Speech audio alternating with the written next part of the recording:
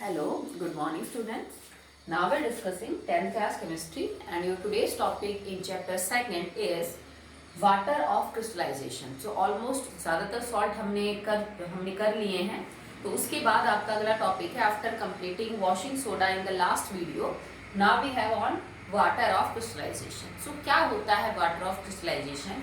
तो कई सारे सॉल्ट देखे होंगे, जैसे अभी हम एक पढ़ के आए Na2CO3.10H2. ठीक है, आपने इसको भी पढ़ा होगा. ये तो वॉशिंग सोडा है, इट इज कॉपर सल्फेट. ठीक है, तो ये डॉट करके जब हम वाटर मॉलिक्यूल लगा देते हैं किसी भी कंपाउंड के पीछे, ये एक्चुअली वाटर ऑफ क्रिस्टलाइजेशन होते हैं उस सॉल्ट के.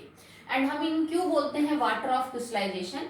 Because these water molecule are responsible for the crystalline structure of these compound. Okay, so these are responsible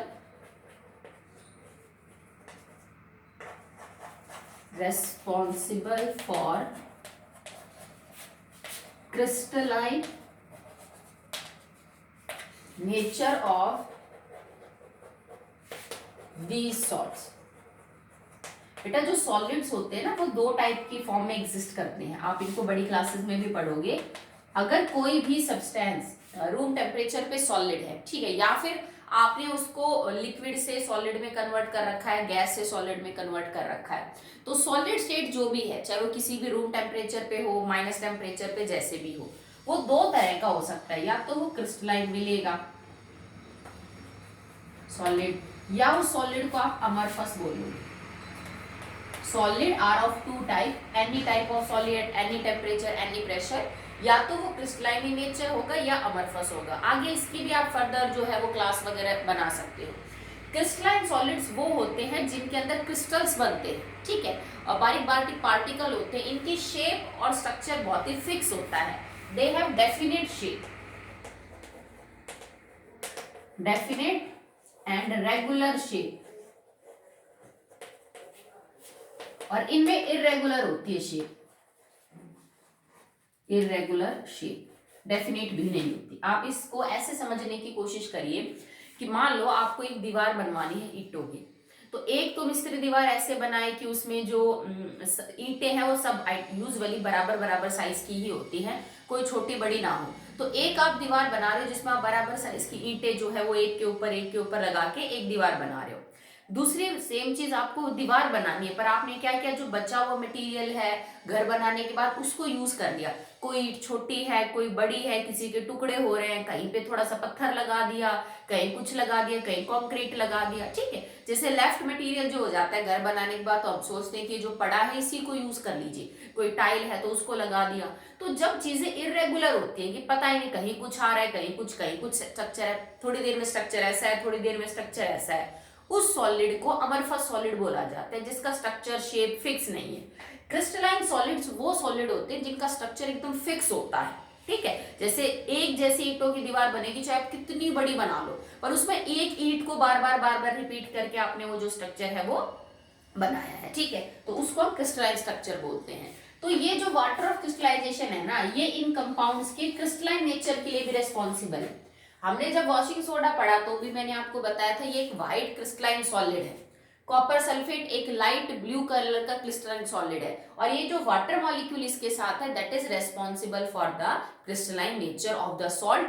इसी वजह से इसको वाटर ऑफ क्रिस्टलाइजेशन बोला जाता है. और ये लूजली कंबाइंड होते हैं, मतलब बहुत ज्यादा हाई फोर्स के साथ भी जुड़े होते हैं. ठीक है, ये थोड़ी कमजोर ताकत से इन कंपाउंड्स के साथ जुड़े होते हैं. ताकत इतनी कमजोर होती है कि अगर आप इन कंपाउंड्स को हीट करते हो तो सबसे पहले ये वाटर मॉलिक्यूल ही बाहर हो जाते हैं. जरा सी गर्मी मिलते ये वाटर मॉलिक्यूल यहाँ से भाप बन के उड़ जाते हैं. So these are weakly bounded by the salt and not so strong force of attraction work between them. ठीक है, और ये क्रिस्टलाइन नेचर के लिए रेस्पॉन्सिबल है. सेकेंड जो ये चीज करते हैं, they are responsible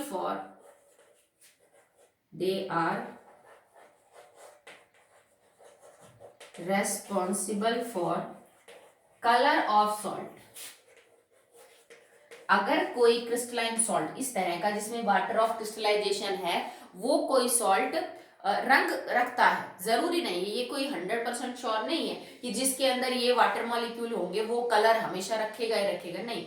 बट अगर किसी सॉल्ट के अंदर वाटर ऑफ क्रिस्टलाइजेशन है और उसका कोई कलर है तो वो कलर उसके अंदर इसी की वजह से होता है, ठीक है। अगर किसी भी रीजन से तुमने इसके ये वाटर मॉलिक्यूल यहाँ से बाहर निकाल दिए तो वो कलर भी चला जाएगा। जैसे वॉशिंग सोडा की अगर मैं बात करूं तो ये तो व्हाइट है, ये तो कलरलेस है, इसमें तो कोई रंग नहीं होता, but it still contains water of crystallization ना। तो ये कहने का मतलब नहीं है कि जिसमें भी पानी के मॉलिक्यूल बाद में होंगे वो सारे सॉल्ट कलर होंगे, नहीं। बट अगर कोई कलर्ड है, जैसे कॉपर सल्फेट .5H2O में कॉपर सल्फेट ब्लू कलर का है, तो वो कॉपर सल्फेट ब्लू तभी है जब उसके पीछे 5 वाटर मॉलिक्यूल है। अगर तुमने इसमें से 5 वाटर मॉलिक्यूल बाहर निकाल दिए तो इसका जो कलर है वो चेंज हो जाएगा, इट बिकम्स कलरलेस। ओके, सो कौन कौन से चेंजेस होते हैं अगर आप किसी सॉल्ट में से वाटर ऑफ क्रिस्टलाइजेशन को बाहर करते हैं। और वाटर ऑफ क्रिस्टलाइजेशन को बाहर करने के लिए हम क्या करते हैं बेटा, हीट करते हैं सॉल्ट को। कोई ज्यादा बहुत स्ट्रॉन्ग फोर्स से तो जुड़ा नहीं है, कमजोर फोर्स से जुड़ा है, तो आराम से क्या हो जाएगा, बाहर चले जाते हैं पानी के मॉलिक्यूल। अगला है, if you heat salt that contains water of crystallization, ठीक है। अगर किसी सॉल्ट को आप गर्म कर रहे हो जिसके अंदर वाटर ऑफ क्रिस्टलाइजेशन है, तो गर्म करने पे उस सॉल्ट में 2 चेंजेस आते हैं। पहला चेंज क्या आएगा, crystalline structure changes to amorphous. मैंने अभी समझाया ना कि अमरफस और क्रिस्टलाइन स्ट्रक्चर्स क्या होते हैं। तो जो आपका सॉल्ट है वो क्रिस्टलाइन इन नेचर है, जैसे आप उसको गर्म करोगे वो अमरफस के अंदर कन्वर्ट हो जाएगा। And second is it loses its colour, वो अपना रंग खो देगा एंड बिकम कलरलेस,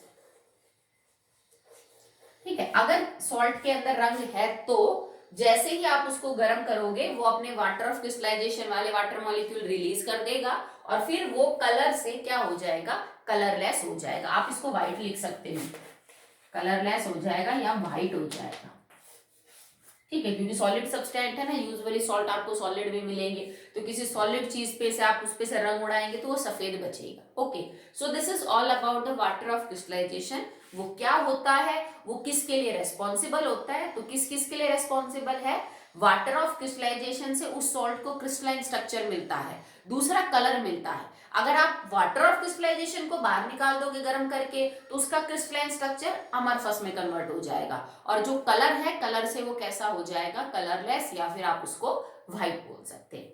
अब सेम चीज को समझने के लिए हम एक एक्टिविटी परफॉर्म करेंगे। ये एक्टिविटी बहुत इंपॉर्टेंट है, आपको नोटबुक में बिल्कुल ऐसे कैसे इसको अटेम्प्ट करना है, इस पे बहुत सारे क्वेश्चन मिलेंगे आपको बुक में, ठीक है। चलिए, next is activity to check that any substance that contains water of crystallization can lose its color, its structure on heating। तो हम यहाँ पे कॉपर सल्फेट का जो एग्जांपल है उसको लेके चलेंगे कि कॉपर सल्फेट के अंदर गर्म करने पे उसका जो रंग है वो चेंज होता है कि नहीं और उसका स्ट्रक्चर बदलता है कि नहीं। आपको करना क्या है बेटा, आप एक टेस्ट ट्यूब ले लीजिए, उसके अंदर आप थोड़ा सा कॉपर सल्फेट ले लीजिए, वो ब्लू कलर का होगा शुरू में क्योंकि उसमें वाटर ऑफ क्रिस्टलाइजेशन है। सो हमने यहाँ पे ले रखा है CuSO4.5H2, ठीक है। और आप इसको जो टेस्ट ट्यूब होल्डर होता है उससे पकड़ के और हिलाइए। एक एपरेटस होता है जिसमें आप इसको टेस्ट ट्यूब को फंसा के थोड़ा दूर से ही पकड़ के रख सकते हो, ठीक है। जैसे इसको आपको हाथ में पकड़ने की जरूरत नहीं है, टेस्ट ट्यूब होल्डर से आप टेस्ट ट्यूब को पकड़िए। और मैंने टेढ़ी बनाई है तो टेस्ट ट्यूब टेढ़ी ही बनाई जाती है। टेस्ट ट्यूब का जो मुंह है वो हमेशा दूसरी तरफ किया जाता है ताकि अगर कोई रिएक्शन हो फास्ट तो उसका लिक्विड छलक के आप पे ना गिरे। तो टेस्ट ट्यूब को आप यू भी नहीं रखते, हम यू रखते हैं जिसका मुंह दूसरी तरफ हो। ओके, सो हमने इसको हीट किया बर्नर के ऊपर, ठीक है। और कुछ टाइम बाद नोटिस किया, जबकि शुरू में जो आपने कलर देखा था that is blue, copper sulphate lightish blue colour का होता है। कुछ टाइम बाद आप नोटिस करोगे कि ये जो ब्लू कलर है ये चेंज हो जाएगा इनटू व्हाइट में। और जो आपने एकदम ड्राई टेस्ट ट्यूब ली थी, शुरू में जो आपने टेस्ट ट्यूब ली वो एकदम सूखी थी, उसमें कोई पानी नहीं था, तो तुमने ये जो कॉपर सल्फेट डाला that is of colour blue, ये भी बिल्कुल ड्राई था, इसमें कोई यूं नहीं है कि आप हाथ लगाओगे तो हाथ गीला हो जाएगा, किसमें तो वाटर ऑफ क्रिस्टलाइजेशन है सो में वेट फील होगा, नहीं ऐसा कुछ नहीं होता। ये अंदर होते हैं, बाहर से देखने पे आपको ये सूखा लगेगा। तो ड्राई टेस्ट ट्यूब में जब हमने ये ड्राई ब्लू कलर का कॉपर सल्फेट डाला और उसको हीट किया तो कुछ टाइम बाद जो ब्लू कलर था वो तो व्हाइट में चेंज हो गया, पर आपको टेस्ट ट्यूब के अपर एंड की तरफ कुछ वाटर ड्रॉपलेट्स नजर आएंगे। ठीक है, पहले तो पानी नहीं था, ना तो आपने पानी डाला, ना आपने टेस्ट ट्यूब गीली ली, ना आपने सॉल्ट को गीला किया, तो ये पानी कहाँ से आया? तो ये टेस्ट ट्यूब के अपर एंड की तरफ आपको पानी इसलिए मिलेगा क्योंकि यहाँ तो तुम गर्म कर रहे हो इसको, तो यहाँ से तो जो वाटर ऑफ क्रिस्टलाइजेशन निकलेंगे वो स्टीम के फॉर्म में बाहर निकलेंगे, तो आपको दिखेंगे नहीं। पर ऊपर वाला जो हिस्सा है, क्योंकि टेस्ट ट्यूब लंबी होती है, इतना साइज तो होगा टेस्ट ट्यूब का, तो जो ऊपर का हिस्सा है टेस्ट ट्यूब का वो ठंडा होगा कंपैरेटिव टू दिस एंड, जो कि आपका नीचे की तरफ है जिसको आप गर्म कर रहे हो। तो ये वाला जो हिस्सा है ये ठंडा है, और इसमें जब यहाँ से वाटर मॉलिक्यूल्स निकलते हैं स्टीम के फॉर्म में, तो वो आगे जाके कंडेंस हो जाते हैं, ठंडे हो जाते हैं, और फिर आपको जो टेस्ट ट्यूब का अपर एंड है उसके ऊपर अंदर की तरफ पानी की बूंदें नजर आती हैं। इन पानी की बूंदों का नजर आना इस बात का प्रूफ है कि इस कंपाउंड में से वाटर मॉलिक्यूल बाहर गए, क्योंकि हमने तो कहीं से वाटर डाला ही नहीं। और इसका जो रंग है वो भी कैसा हो जाएगा बेटा? सफेद हो जाएगा। तो मतलब दोनों चीजें देखने को मिली, आपका जो कलर था वो चेंज हुआ, इसका जो स्ट्रक्चर था वो भी बदलेगा। पहले ये क्रिस्टलाइन नेचर था, और जब ये व्हाइट हो जाएगा तो इसका स्ट्रक्चर कैसा हो जाएगा? अमरफस। अब आप क्या करो, मान लीजिए वाटर ड्रॉपलेट्स वगैरह आप यहाँ से पहुंच दो, अब ये सफेद हो गया। अब इन सफेद व्हाइट जो कलर का कॉपर सल्फेट है इसमें आप क्या करो, 4 to 5 ड्रॉप वाटर डालो। तो जैसे ही आप, जो कि एक्चुअली में व्हाइट और कुछ नहीं एनहाइड्रस कॉपर सल्फेट है, एनहाइड्रस व्हाइट कलर का जो कॉपर सल्फेट है, अगर उसमें आप 4 से 5 बूंदे पानी की फिर डालते हो तो again it will convert into blue colour. ये दोबारा से पहले जैसा क्या हो जाएगा? ब्लू। और दोबारा से इसका जो अमरफस स्ट्रक्चर है वो किसमें कन्वर्ट हो जाएगा? क्रिस्टलाइन में। क्यों? क्योंकि तुमने गर्म करके इसका वाटर ऑफ क्रिस्टलाइजेशन बाहर निकाल दिया, जो इसके लिए सब कुछ था। अब जैसे ही तुम इस व्हाइट एनहाइड्रस सॉल्ट को दोबारा पानी दोगे तो ये पहले जैसा दोबारा वाटर ऑफ क्रिस्टलाइजेशन को ले लेगा और it will convert into the blue colour again. Reaction बड़ी सिंपल होती है कि आप कॉपर सल्फेट डॉट 5H2O को गर्म करेंगे तो ये कॉपर सल्फेट अलग हो जाएगा और 5 वाटर मॉलिक्यूल अलग हो जाएंगे। Blue colour convert into white colour, ये स्टीम के फॉर्म में बाहर चला जाएगा, क्योंकि आप हीट कर रहे हो ना, तो ये स्टीम के फॉर्म में चला जाएगा बाहर। बट इस कंपाउंड को अगर आप वापस से पानी देते हो तो ये पानी में से 5 ही वाटर मॉलिक्यूल को लेगा। ये बेटा सबके फिक्स होते हैं वाटर ऑफ क्रिस्टलाइजेशन, आप अपनी मर्जी से किसी के 5, किसी के 4, किसी के 2 नहीं लगा सकते। कोई 5 रखता है, कोई 7 लेता है, कोई 10 लेता है, सबका अपना जो है वो नंबर ऑफ फिक्स होता है, आप अपनी मर्जी से कुछ नहीं ऐड कर सकते। तो कॉपर सल्फेट का आप जितना मर्जी पानी दो वो उसमें से 5 ही वाटर मॉलिक्यूल लेगा पर मॉलिक्यूल ऑफ कॉपर सल्फेट, ठीक है, और कन्वर्ट हो जाएगा इनटू CuSO4.5H2। तो मतलब जितना भी वाटर प्रोवाइड हुआ है उसमें ये किस हिसाब से कंबाइन करेगा कि कॉपर सल्फेट का एक मॉलिक्यूल 5 मॉलिक्यूल पानी को अपने ऊपर लेगा और बना लेगा कॉपर सल्फेट डॉट 5H2। इसका कलर दोबारा से ब्लू हो जाएगा। और ऐसे कोई भी सॉल्ट जिनके अंदर वाटर ऑफ क्रिस्टलाइजेशन होता है उन सॉल्ट्स को हम बोलते हैं hydrated salts. These salts are known as hydrated salts. और जिनमें पानी नहीं होता, जैसे ये है आपका Na2CO3.10H2O को हीट किया था तो उसमें सिर्फ Na2CO3 बचा था, पानी निकल गया था, तो विदाउट वाटर मॉलिक्यूल जो होते हैं उन्हें बोलते हैं एनहाइड्रस सॉल्ट। जो बिना पानी के हैं एनहाइड्रस, जिनमें water molecule as a crystallization मौजूद है, उनको बोला जाता है हाइड्रेटेड सॉल्ट। तो इस एक्टिविटी के ऊपर बहुत क्वेश्चन पूछे जाते हैं। It is not only about copper sulphate. मान लीजिए आपके पास एक सॉल्ट हो, ये है FeSO4.7H2, ये भी वाटर ऑफ क्रिस्टलाइजेशन कैरी कर रहा है, इसका रंग ग्रीन है, तो इसके साथ भी सेम होगा। जब इस हरे कलर के आप फेरस सल्फेट को हीट करोगे सॉल्ट को, तो हरे कलर का सॉल्ट हीट करने पे कलरलेस हो जाएगा, कारण बिल्कुल सेम है। यहाँ पे 7 वाटर मॉलिक्यूल बाहर हो जाएंगे और ये सिर्फ FeSO4 बचेगा। अगर वाटर मॉलिक्यूल बाहर हो गए तो green colour will change into white. तो ये कोई भी सॉल्ट देके आपसे ये चीजें पूछ सकता है, जरूरी नहीं कि ये कॉपर सल्फेट का ही एग्जांपल दे। ओके, अब अगला पढ़ेंगे कुछ कॉमन सॉल्ट जिनमें ये वाटर ऑफ क्रिस्टलाइजेशन है, उनके कुछ कॉमन नाम वगैरह अभी।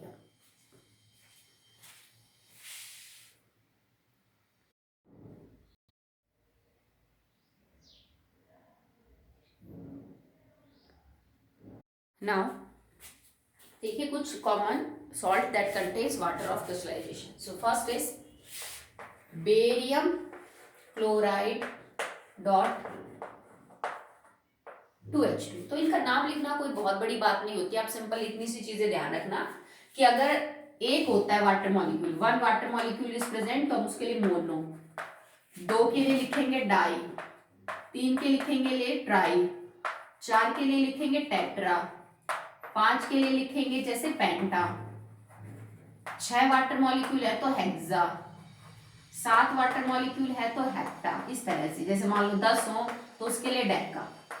ये वर्ड हैं जो आपको यूज करने हैं वाटर ऑफ क्रिस्टलाइजेशन दिखाने के लिए किसी भी कंपाउंड। जैसे आपने लिखा बेरियम क्लोराइड डॉट 2H2, तो इसका नाम क्या हो जाएगा, barium chloride dihydrate. Simple है, डाई मीन्स टू, हाइड्रेट का मतलब पानी है। ठीक है, तो आप इसको यूं लिख दोगे, it is barium chloride dihydrate. ठीक है, तो क्योंकि ऐसे भी लिखा आ सकता है, फॉर्मूला भी लिखा आ सकता है। ठीक है, नेक्स्ट आपके पास कॉपर सल्फेट डाइहाइड्रेट। तो copper sorry calcium sulphate, not copper, calcium sulphate, दो वाटर मॉलिक्यूल डाइहाइड्रेट, नाम आप इसका लिख लोगे CaSO4.2H2O। ठीक है, पर ये बहुत इंपॉर्टेंट है, इसको अगला टॉपिक आपका यही है और आप इसको पढ़ेंगे भी, और नाम भी आपने सुना होगा, इट इज जिप्सम। इसको हम घर वगैरह बनाने के अंदर, पेंट वगैरह के अंदर यूज करते हैं। तो gypsum calcium sulphate dot 2H2O होता है, calcium sulphate and dihydrate. ठीक है, नेक्स्ट आपके पास है copper nitrate trihydrate, copper nitrate dot 3H2। So it is copper nitrate, simple आप जानते हैं, और तीन वाटर मॉलिक्यूल है तो तीन के हम ट्राई लिखते हैं। सो it is copper nitrate try hydrate. Okay, second आपके पास है कॉपर क्लोराइड टेट्राहाइड्रेट, CuCl2.4H2। तो कॉपर क्लोराइड या लिख सकते हो क्यूप्रिक क्लोराइड, सिंपल है, या आप इसको कॉपर सेकंड क्लोराइड भी लिख सकते हो, सब बता रखा आपको। तो कॉपर क्लोराइड टेट्राहाइड्रेट ये हो जाएगा। ठीक है, नेक्स्ट है कॉपर सल्फेट पेंटाहाइड्रेट, जो अभी हम बात कर रहे थे, कॉपर सल्फेट डॉट 5H2। तो पांच के लिए हम क्या लिख रहे हैं, पेंटा, कॉपर सल्फेट पेंटाहाइड्रेट। अब देखो, जैसे इस सॉल्ट का एक कॉमन नाम था जिप्सम, इसको हम जिप्सम बोलते हैं, दिस इज द कॉमन नाम। तो कॉपर सल्फेट डॉट 5H2O का भी बेटा एक कॉमन नाम है जिसको हम बोलते हैं ब्लू विट्रॉल, ब्लू विट्रॉल। ठीक है, इसको हिंदी में बोलेंगे नीला थोथा। ठीक है, तो ब्लू विट्रॉल अगर कोई बोले तो इसका मतलब कॉपर सल्फेट डॉट 5H2O की बात हो रही है, क्योंकि इसका रंग नीला होता है। 5 के लिए हम पेंटा यूज करेंगे, कॉपर सल्फेट पेंटा हाइड्रेट। ठीक है, नेक्स्ट है calcium chloride hexahydrate, next is calcium chloride hexahydrate. Hexa का मतलब 6 के लिए यूज करते हैं। तो कैल्शियम क्लोराइड में जो वाटर मॉलिक्यूल है वो कितने हैं बेटा, वो 6 हैं। ठीक है, देखो 1 1 करके हम वाटर मॉलिक्यूल को बढ़ाते जा रहे हैं। नेक्स्ट है FeSO4.7H2।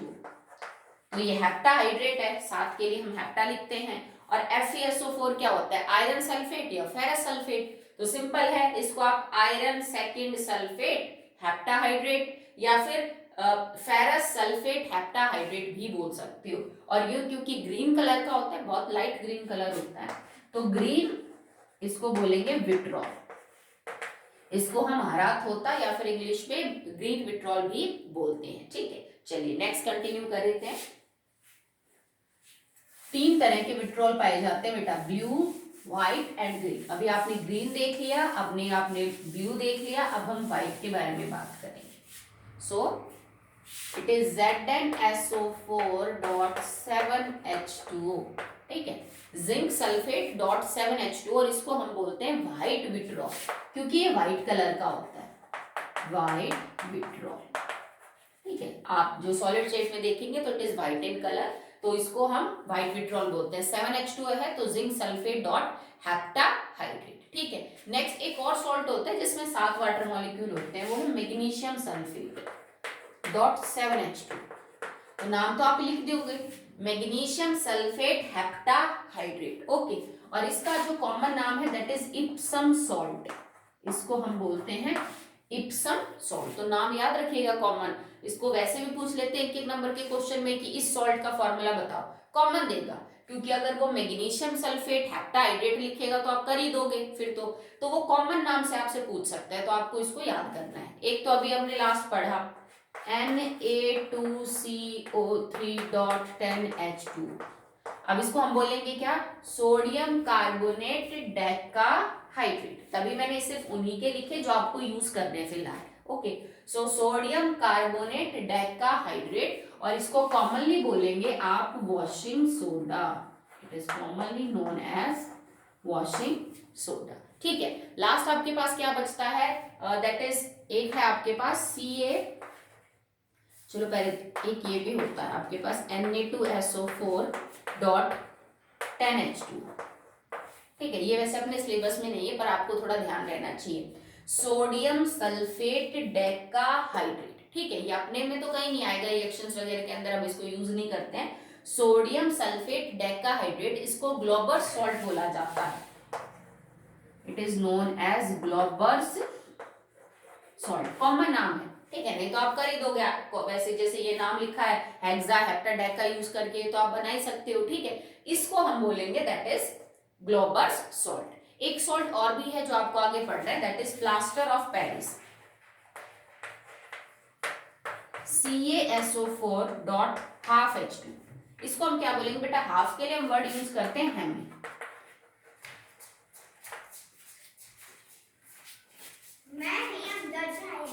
तो ये पढ़ा हुआ वर्ड आपके लिए हेमी, जैसे हम बोलते हैं ना हेमिस्फीयर, हेमी सर्कल, तो हेमी हाफ के लिए यूज किया जाता है। ठीक है, तो अगर आपके वाटर ऑफ क्रिस्टलाइजेशन में पर मॉलिक्यूल आधा वाटर मॉलिक्यूल प्रेजेंट है तो इसको नाम क्या लिखा जाएगा, इट इज कैल्शियम सल्फेट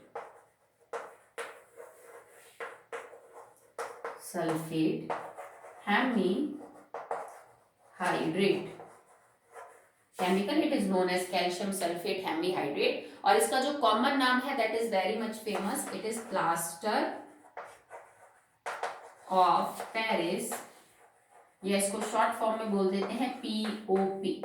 ये अक्सर जब भी कई बार नए घर को पेंट वेंट किया जाता है तो उसमें यूज करते हैं, POP बोलते हैं इसको शॉर्ट फॉर्म में। इसकी मूर्तियां वगैरह बनाने में, नहीं तो मोस्ट फेमिलियर, जब हमारी कोई बोन फ्रैक्चर हो जाती है, हड्डी टूट जाती है, तो डॉक्टर जो प्लास्टर बांधता है ना वो यही होता है, तभी उसका नाम पड़ा है। ठीक है, बोलते हैं ना प्लास्टर बांध दिया, क्योंकि हम POP का घोल बांधते हैं उस हड्डी के चारों तरफ ताकि वो हड्डी अपनी जगह पे फिक्स हो जाए, क्योंकि ये पानी में मिलने के बाद बहुत सख्त हो जाता है, और ये उतना सख्त हो जाता है बिल्कुल टाइट सीमेंट की तरह, फिर वो हिलने नहीं देता उस हड्डी को जो टूटी हुई थी जिसको जोड़ा गया है, इसलिए फिर वो हड्डी सेट हो जाती है कुछ टाइम बाद।